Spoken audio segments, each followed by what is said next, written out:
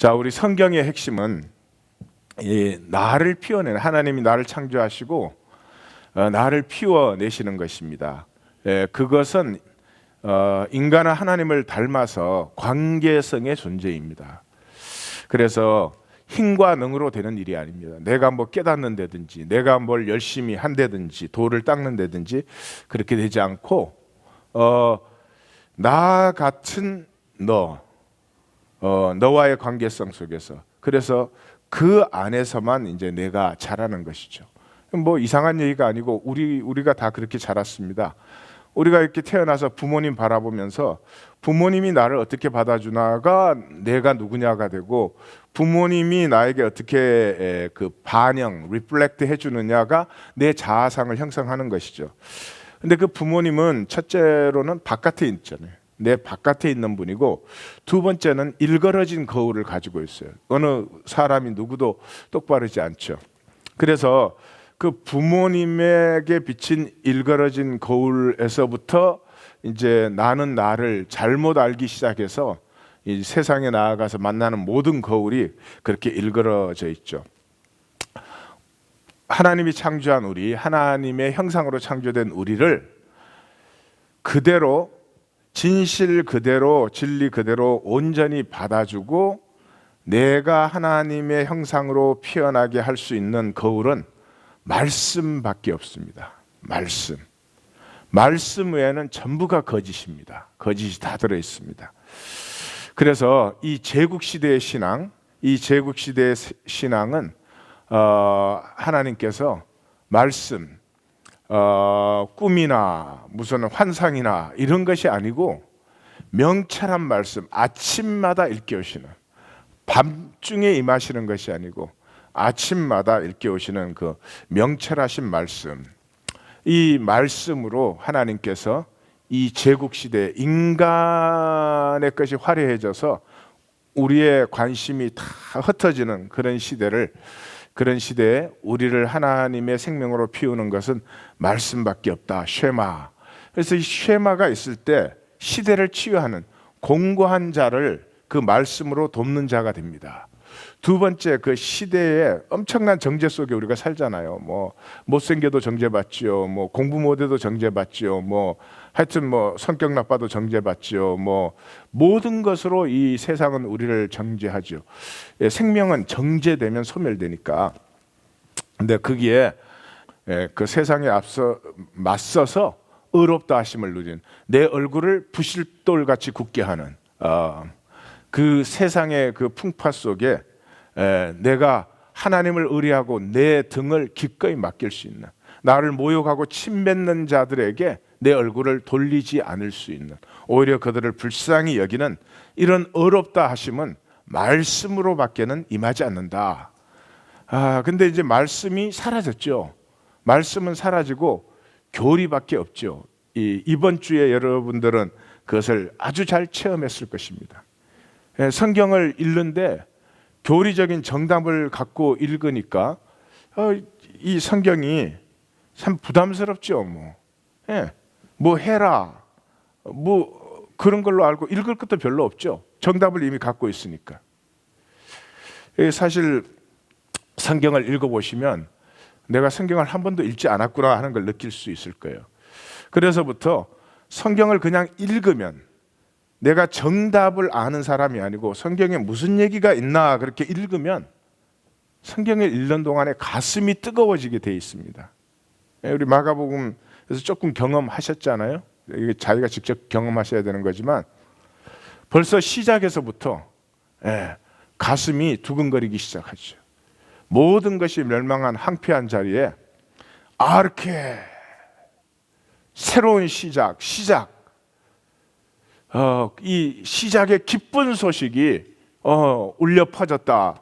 그러면 무엇이 도대체 기쁜 소식인가? 이 황폐한 자리에 벌써 이렇게 마음이 가기 시작하죠. 근데 하나님의 아들 예수 그리스도의 복음이다. 그러면 이제 관심이 기울어지죠. 이 도대체 무슨 얘기야? 황제 칙령이 유앙게리온이지 십자가에 죽은 사람 얘기가 어떻게 기쁜 소식이 되나 해서 이렇게 들어가서 읽다 보면은 예? 금방 가슴이 이제 뜨거워지기 시작하죠. 왜 사람들이 답답하고 왜 저럴까? 왜 저렇게 이 하나님의 역사를 몰라볼까? 왜 저렇게 반대를 할까? 그렇게 읽다 보면은 한참 가면 이제 자기가 느껴지기 시작하죠. 가만 보니까 이게 내 소리네? 내가 그러지 않나? 이렇게 되면서 복음서가 다 끝났을 때는 주여 이 죄인을 불쌍히 여겨 주시옵소서. 그 고백이 열릴 수밖에 없죠. 우리를 보고 뭘 하라는 게 아니죠. 우리가 뭘 하겠습니까? 엠마오로 가는 두 제자처럼 예수님께 얘기해 줬잖아요. 얘기를 해주니까 그 얘기를 듣는 사람들은 마음이 뜨거워졌죠. 마음이 뜨거워지면 그 다음에 우리 속에서 생명이 피어나는 거지. 우리를 보고 뭘 해라. 열심히 하는 사람들은 다 종교적인 사람들이거든요. 굉장히 조심해야 됩니다. 그렇다고 열심히 안 하는 나는 의롭구나. 그러면 그것도 또 마귀지. 기득권을 조심하셔야 됩니다. 지금 우리 하나님 교회는 그게 들어가요. 먼저 된 자가 나중되고 나중된 자가 먼저 되는 자리에 들어가 있습니다. 왜냐 그러면 사람은 그래요. 내가 먼저 기득권을 이렇게 잡으면 나는 된 것 같아. 나는 잘하고 있는 것 같아. 다른 사람들이 이게 뭔가 잘 이해를 못하는 것 같이 생각이 되기 쉽죠. 그게 사람이죠, 뭐. 그리고 모든 종교의 문제였잖아요. 유대인들은 바리새인들이 왜 문제였어요? 자기들은 기득권을 가지고 있죠. 정답을 가지고 있으니까 다 아는 사람들이 돼버렸죠. 그렇게 되면 하나님이 무슨 얘기를 지금 이 역사 속에 진행하는지 들을 수가 없게 되는 거죠. 말씀이라고 할 때는 교리적 지식이나 이해나 그런 것이 아니고 내 생명, 내 호흡이 있는 동안에 아침마다 하나님 안에서 새롭게 들려서 하루 종일 나에게 임하시는 하나님의 이야기를 말하는 것이다. 그래서 말씀으로 깨어 있으셔야 됩니다. 자, 이것이 선지자들을 통해서 하신 새 언약이다. 주님께서 성령으로 우리 안에 오시되 너로, 나에 대한 너로 오셔서 그 너가 나가 되어주심, 이것을 메시아 구세주 또 주님이라고 한다. 그래서 이 나됨이 회복되는 열매, 그 나를 창조하시고 하나님이 복을 주시고 그 다음에 다스리라라고 권세를 위임했죠. 근데 지금 우리가 그 복도 없고 다스림도 누리지 못하기 때문에 우리의 삶이 이렇게 힘들고 참 어렵습니다. 그리고 말도 안 되는 일이 온 세상에 가득히 일어나죠. 복과 다스림이 회복되지 않으면 욕망에서 자유할 수가 없어요. 복이 없는데 어떻게 괜찮아 그러고 살겠어요. 아이가 태어났는데 부모 복이 없어봐요. 얼마나 괴로운 인생입니까? 결혼을 했는데 남편 복이 없어, 아내 복이 없어. 그러면 얼마나 힘듭니까? 근데 어떻게 그냥 살아요? 욕망을 없애야지, 욕심을 부리지 말아야지. 그렇게 해서 그게 없어지면 뭐 무슨 문제가 되겠어요? 그렇지 않아요. 복이 임해야 돼요. 회복돼야 돼요. 그리고 다스림이 회복되면서부터 이제 뭐든지 허용해 줄 수 있어요. 전에는 뭐 말 한마디를 허용을 못해요. 내 뜻대로 돼야 되는 거지. 뭐 아무것도 아닌 거. 그게 인생 다 보내는 거죠. 이 에너지는, 인간의 에너지는 제한되어 있는데 거기에 다 떠내려 보내는 거죠. 이 삶이라는 건 허용을 해야 살기 시작하는데 허용이 안 돼. 뭐 안 되는 게 나 자신부터 허용이 안 되니까 마귀에게 썩으면. 그러니 뭐를 누리겠어요? 그러니까 산 게 없지. 열심히 살았는데 돌아보면은 도대체 허무하기 짝이 없어요. 그런 삶이 되는 이유가 나를 잃어버렸기 때문에 그렇죠. 그 나를 회복하는 것이 선지자들이 뭐 계속 외친 거 아니에요? 근데 뭐를 외쳤어요? 그 외친 게 뭐예요? 내 율법을, 내 약속을, 그게 말씀 아니에요. 말씀을 너희 속에 두고 너희 마음 속에 말씀을 두겠다는 거죠. 그래서 말씀이 내 안에 들어와서 그 말씀으로 내가 자라고 형성이 되는 것이죠. 그래서 처음에는 말씀이었는데 내가 다 자라고 나서 보면 말씀이 내가 되어 있죠. 말씀이 내가 되어 있죠. 그 모델이 예수님이지, 생육하신 예수님이지. 그러니까 하나님이 다스리라고 위임했는데 그 권세가 어디에 있었어요? 다 말씀에 있었죠. 말씀으로 온 세계를 창조했어요. 좋았더라, 좋았더라. 말씀으로 치유했어요. 나병 환자를 치유하고 눈먼 자를 치유하고, 말씀으로 바다와 풍랑을 잠잠케 했어요. 말씀으로 귀신을 쫓았죠. 말씀으로 죽은 자를 살렸잖아요. 나사로야 나오느라. 이건 말이 아니고 말씀이죠. 그래서 이 우리의 속사람이 피어나는 핵심은 말씀이다. 말씀이다. 무슨 매직이 있거나 뭐 그런 건 전혀 아닙니다. 말씀입니다. 근데 이 시대는 말씀이 없어졌습니다. 예. 우리는 정답을 갖고 있기 때문에 더 이상 말씀을 듣지 않아요. 마치 남편이 아내를 안다고 생각하면 더 이상 아내 보지 않아. 그 아내는 날마다 새로운 사람인데 그걸 보지 않는 것과 똑같죠. 이 말씀이 우리에게 어떻게 임하셔서 우리의 생명, 내가 말씀이 성육된 존재, 예수 같은 존재가 돼야 되는데 그것이 어떻게 되나 하는 과정을 보여주시는 것이 예수님의 태어나심과 예수님의 사심과 예수님의 죽으심과 예수님의 부활하심과 예수님의 승천하심과 예수님의 성령으로 다시 오심, 약속하신 것을 이행하심, 이렇게 되는 거죠. 그래서 그 중에서 오늘은 두 가지만을 봅니다. 제가 참 착해진 것 같아요. 너무 착해서 걱정돼요. 옆에 분에게 인사 한번 하시려고. 사람이 어쩜 저렇게 착할 수 있을까? 뭐 안 해줘도 상관이 없어요. 나 착한 거 별로 좋아 안 하니까. By the way, 착한 사람이 나쁜 사람이에요. 그 착하다는 말이 뭐냐 그러면 자기 감정이 있는데도 절대 표현을 안 해요. 표현을 안 하는 이유가 뭐 때문에 그러냐면 관계성 때문에 그래요. 한국 문화는 거기에 대표적이에요. 내가 싫은 거 다 표현하면, 내가 안 좋은 거 다 표현하면 어떻게 관계가 유지되느냐 이거야. 그래서 유교적 사회는 관계가 중요해요. 관계로 다 된 거 아니에요. 뭐 이게 상하 좌우, 상하 좌우 관계로 유지되니까. 근데 관계에 내 감정 다 표현하면 관계가 유지가 안 되니까 감정을 억누르는 걸로 이 관계를 유지했죠. 그래서 이제 그거를 잘하는 사람은 어릴 때부터 착하다 소리를 들어요. 착하다는 말을 영어에서는 그렇게 말합니다. Everybody pleaser. 모든 사람을 기쁘게 해주려는 사람이에요. 근데 이런 사람들은 굉장히 위험해요. 미국에 이렇게 사람을 무작위로 한꺼번에 죽이는 이 테러가 제일 처음에 일어난 게 오클라호마 연방 주정부 건물에서 일어났어요. 그 한 사람이 티모티 맥베이라는 사람이에요. 다 아시죠? 티모티 맥베이가 그렇게 폭탄을 뻥 터뜨려 가지고 경찰들이 조사를 하고 FBI가 조사를 하는데 도대체 단서를 찾을 수가 없는 거예요. 이 혼자서는 절대로 이랬을 리가 없다. 그게 언제 해결이 돼요? 심리학자들이 들어가서 해결이 됐어요. 왜냐 그러면 이 사람을 아는 사람을 다 만나면 걔는 파리도 못 죽이는 애다. 걔는 다른 사람에게 나쁜 말도 못하는 애다. 그래서 보니까 얘가 everybody pleaser예요. 하여튼 어릴 때부터. 그러니까 점점 살아가면서 어떻게 돼요? 모든 사람이 적이야. 모든 사람이 내가 플리즈 시켜야 된단 말이지. 내가 다 플리즈 해야 되는 대상이야. 그러니까 어느 정도 살다 보면 화가 너무나 나는 거지. 그러니까 모든 사람이 적이 되는 거죠. 옆에 사람 이렇게 한번 봐요. 혹시 아닌가? 그럼 옆에 있으면 큰일 나는 거예요, 이제.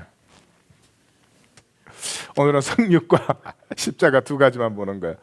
성육이 뭐냐 하면 함께 하심의 회복이에요. 그래서 뭐 그러잖아요. 요한복음 1장 14절 우리가 다 잘 아는 말씀 다 암송하시죠. 다 같이 읽겠습니다. 말씀이 육신이 되어 우리 가운데 거하심에 우리가 그의 영광을 보니 아버지의 독생자의 영광이요 은혜와 진리가 충만하더라. 주님이 드디어 오셨어요. 우리 가운데. 어떻게? 육신이 되어서 오셨어요. 거하니까. 함께 하시려고 오신 거죠. 18절에서는 또 이렇게 말합니다. 본래 하나님을 본 사람이 없으되 하나님의 품속에 있는 독생하신 하나님이 나타내셨느니라 하는 거죠. 하나님이 나타나셨어요. 하나님은 볼 수 있습니까? 볼 수 없습니까? 이런 중요한 문제는 우리는 항상 다수결로 결정해요. 하나님은 절대로 볼 수 없다. 손 들어봐요. 볼 수 없다. 볼 수 있다. 안 되는 분은 뭐예요? 귀찮다. 차라마.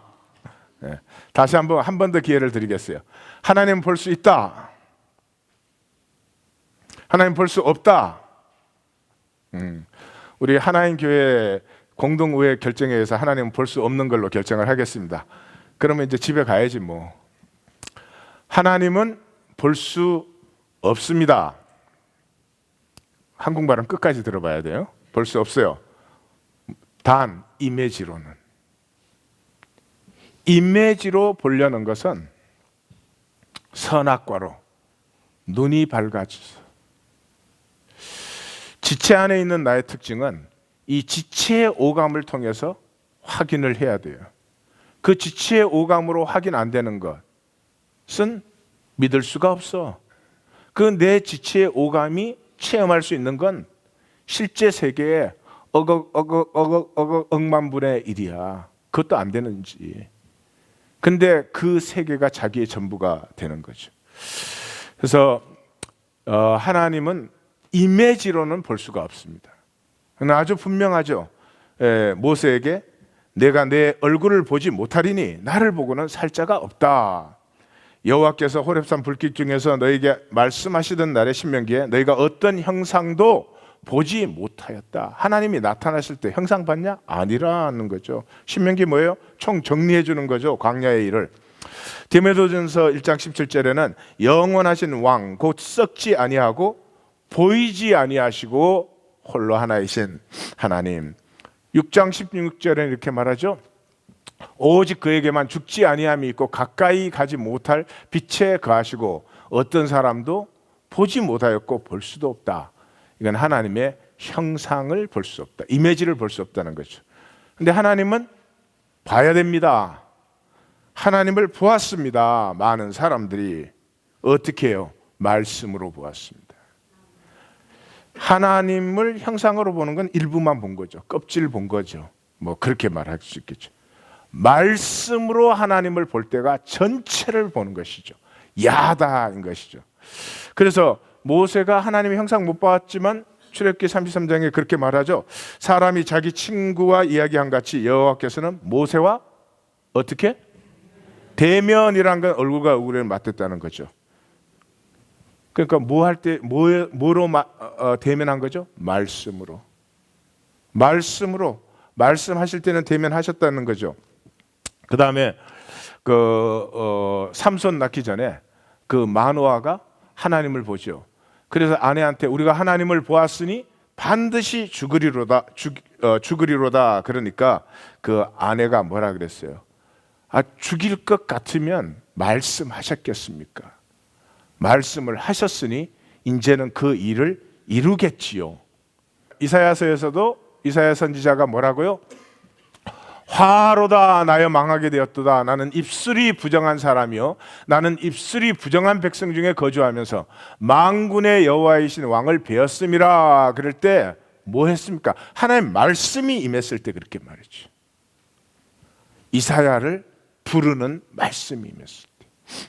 다니엘서 7장에서도 내가 보니, 그리고 그 하늘의 왕자가 보이는데 그때 다니엘이 지금 뭐 하고 있을 때 하나님이 다니엘에게 말씀하고 계시죠. 무슨 말씀을 하고 있어요?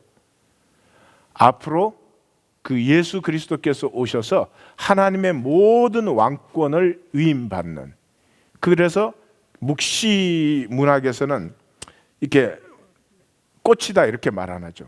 묵시는 환상 중에서 보는 것이기 때문에 꽃 같아, 인자 같아, 영원한 이 같으신, 이 같다는 말을 쓰죠. 그래서 인자 같은 이가 나와서 하나님 보좌에서 이 왕권을 위임받죠. 그래서 예수님께서 자기를 인자라고 부르셨죠. 인자란 아람 말에서 사람이란 뜻이에요. 사람을 인자라고 그래요. 근데 예수님이 인자라는 말을 쓸 때는 항상 정관사가 붙었습니다. The Son of Man. 아람어에서는 그렇게 쓴 적이 없습니다. 사람은 The Son of Man 그렇게 하지 않습니다. 예수님은 The Son of Man 그랬어요. 그게 뭐예요? 다니엘서 7장에 그 하나님의 권세를 위임받는 인자를 얘기하고 있는 거죠. 그래서 예수님의 성육, 지금 우리가 이제 강림절에 들어와 있잖아요. 예수님의 성육에서는 우리가 무엇을 바라봐야 되죠? 이제는 말씀이 육신이 되신 것처럼 이제는 말씀이 내 육신의 삶에 임하기를 바라고 기다리는, 생명은 시즌을 통해서 이루어져요.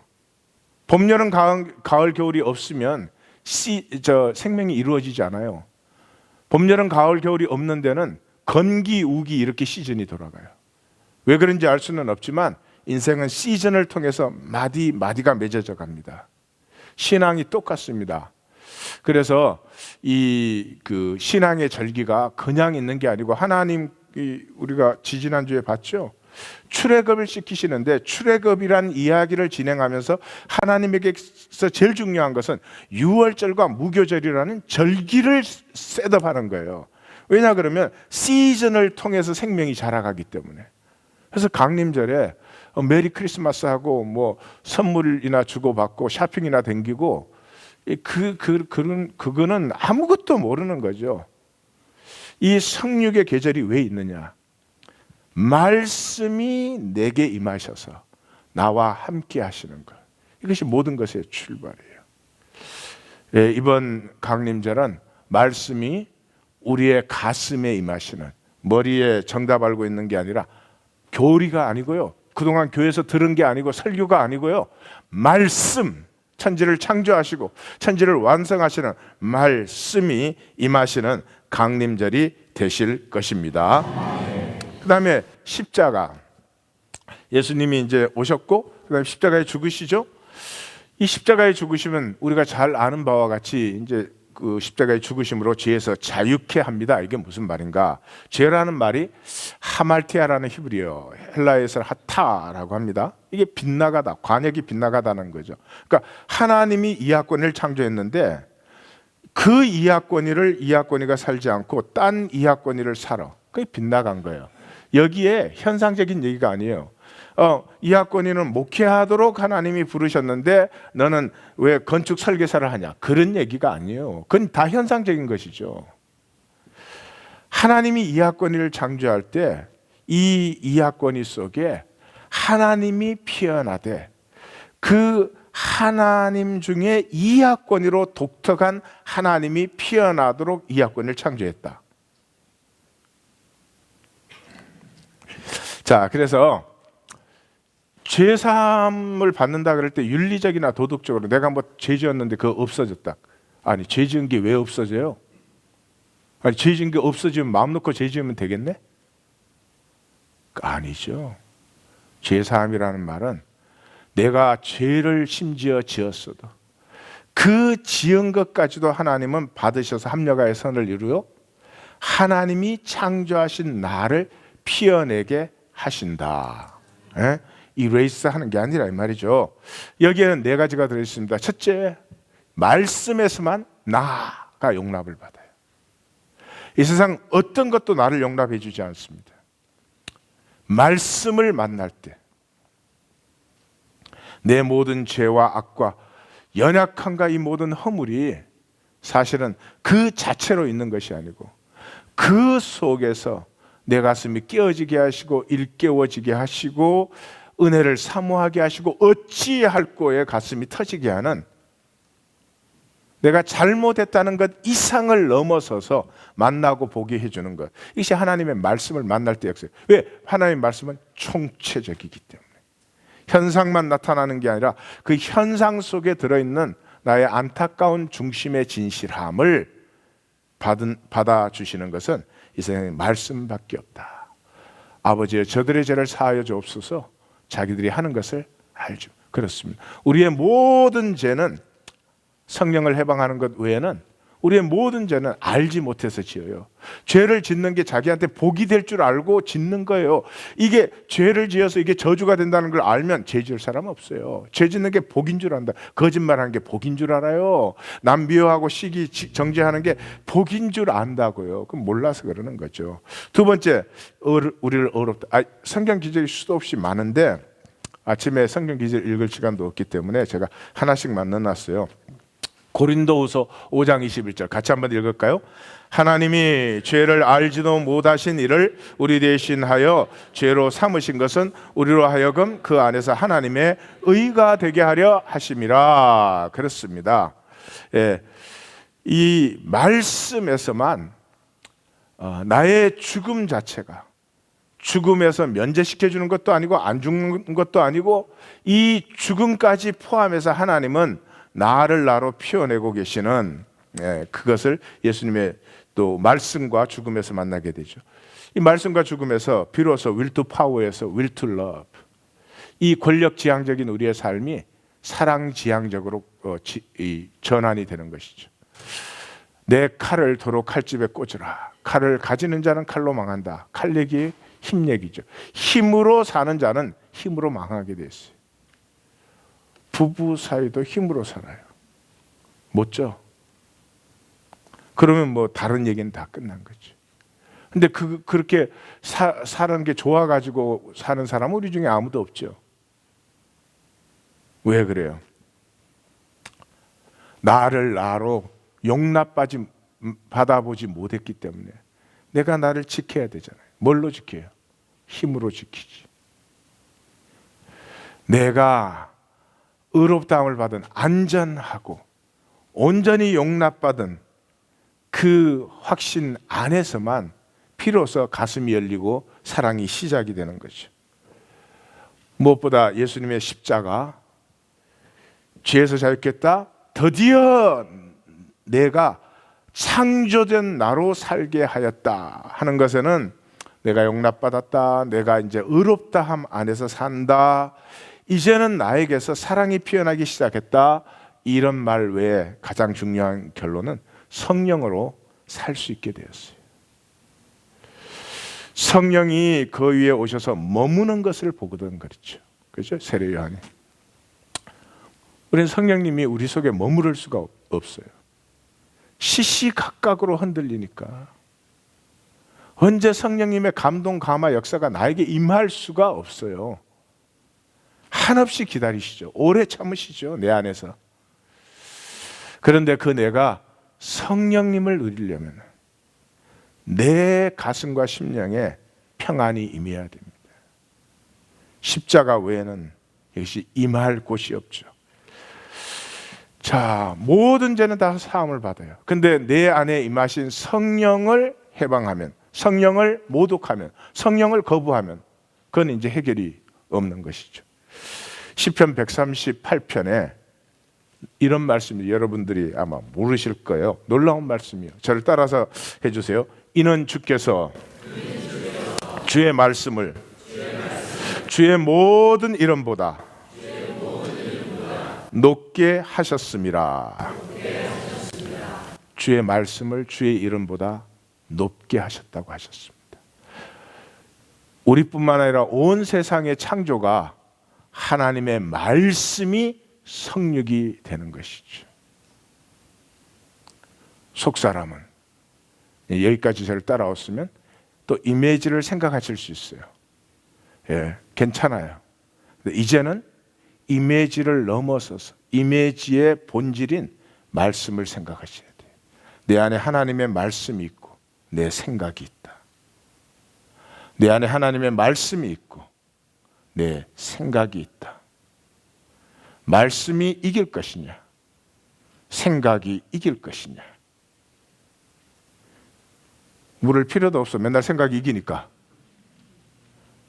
오늘부터는 달라지시기를 주의 이름으로 축원합니다. 하나님,